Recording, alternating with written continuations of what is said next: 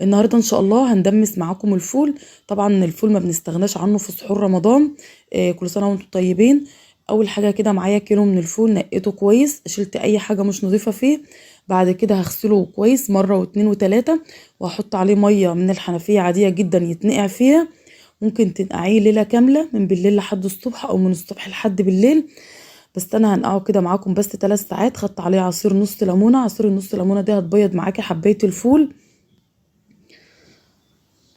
شايفين كده بعد ما سبته في المية 3 ساعات بدأ يتقشر معايا. بشيل القشرة من عليه تتشال. هصفيه طبعا تاني من كل المية دي وهغسله كويس.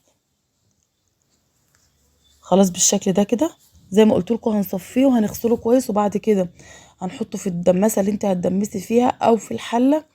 ممكن تعمليه في الحلة عادي، مفيش اي مشكلة في تلك الحالات. مش بيتغير معاكي في الطعم ولا في اي حاجة. عبيناه بالشكل ده كده.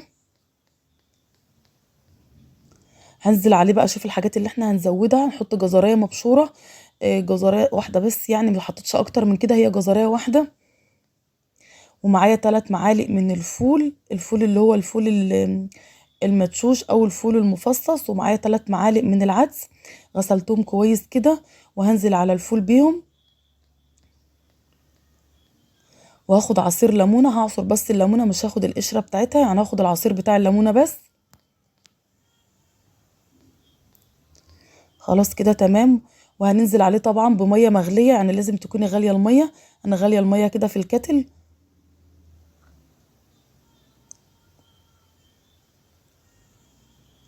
خلاص كده تمام.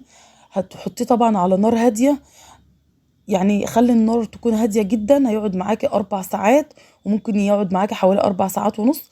بس انا كده حطيته على نار، مجرد ما هيغلي كده معانا تاني. يعني انا حاطه ميه سخنه من الكتل، بس هخلي النار عاليه عليه لحد ما يغلي. بعد ما يغلي بروح موطيه النار عليه خالص، وبسيبه بقى. ما بفتحش عليه، ما تفتحيش عليه غير لو انت حسيت ان الميه نشفت من عليه وهتزودي الميه. شايفين انا بعد ما سبته 4 ساعات، شايفين اللون بتاعه شكله عامل ازاي؟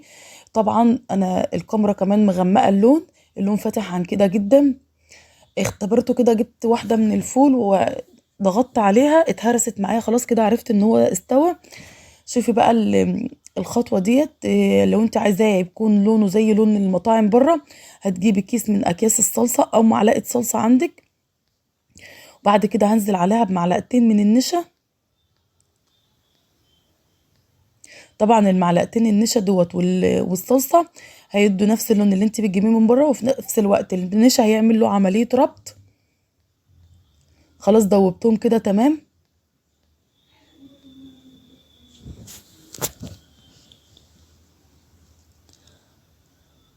فكيت النشا كده بشويه من الميه. وبعد كده هاخده وهنزل على الفول بيه. شايفين مجرد ما بتحطيه بيعمل عمليه ربط للفول، بيربط معاكي بسرعه. بس هنسيبه كمان لمده ربع ساعه يغلي كده بالنشا والصلصه اللي احنا حطيناها.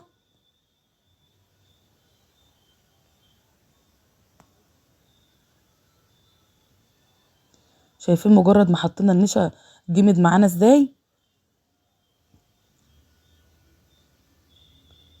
خلاص كده هبدأ اخد منه. خلاص الفول كده تمام واستوى زي ما قلت لكم، ولونه فاتح عن كده، بس الكاميرا هي اللي مغمقه.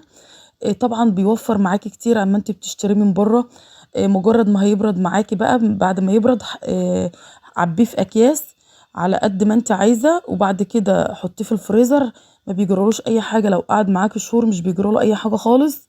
شايفين ما شاء الله اللون عامل ازاي زي ما قلت لكم. وطبعا مستوي وكان جميل جدا.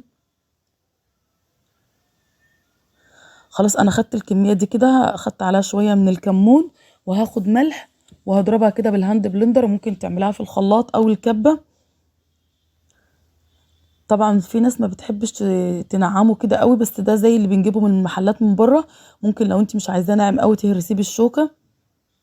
بس طبعا لما بتضربيه كده ما بيكونش تقيل على المعده، لان القشره اللي في الفول دي بتكون تقيله على المعده. مجرد ما بتفرميه كده كويس، تضربيه في الخلاط او بالهاند بلندر زي ما انت شايفه، بيكون خفيف معاكي جدا، ما بيكونش تقيل على المعده قوي زي ما بتكون القشره بتاعته موجوده.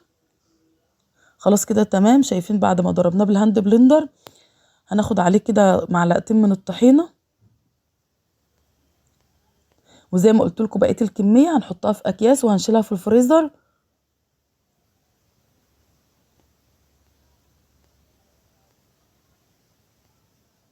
طبعا بتجيب الكيلو الفول مش غالي ولا حاجة، وتقريبا ب20 جنيه او ب21 جنيه، بيرمي معاكي كمية كبيرة. خدت كده رشة كمان من الكمون، وخدت حوالي معلقتين من زيت الزيتون، وخلاص كده الفول جهز معانا. دي كانت وصفة النهاردة، يا رب اكون افدتكم، ونشوفكم في وصفة جديدة على خير.